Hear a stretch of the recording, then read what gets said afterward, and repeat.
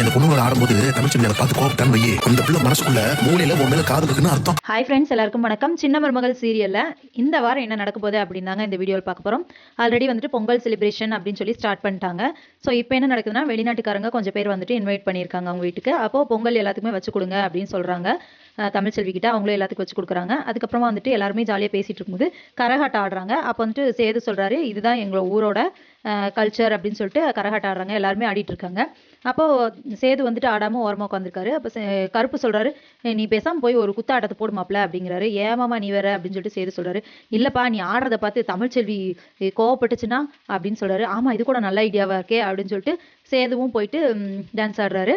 அப்போ எல்லாத்துக்கிட்டையுமே நல்லா அந்த கரகாட்டம் ஆடும்போது எல்லா லேடிஸ்கிட்டையும் போயிட்டு ஆடுறாரு, தொட்டெல்லாம் ஆடுறாரு.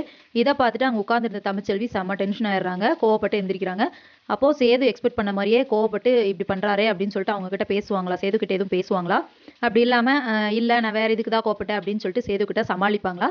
என்ன நடக்க போகுது அப்படிங்கிறத இனி வர வீடியோவில் ஒன்று ஒன்றா பார்க்கலாம் ஃப்ரெண்ட்ஸ். அது வரைக்கும் வெயிட் பண்ணுங்கள். நன்றி, வணக்கம்.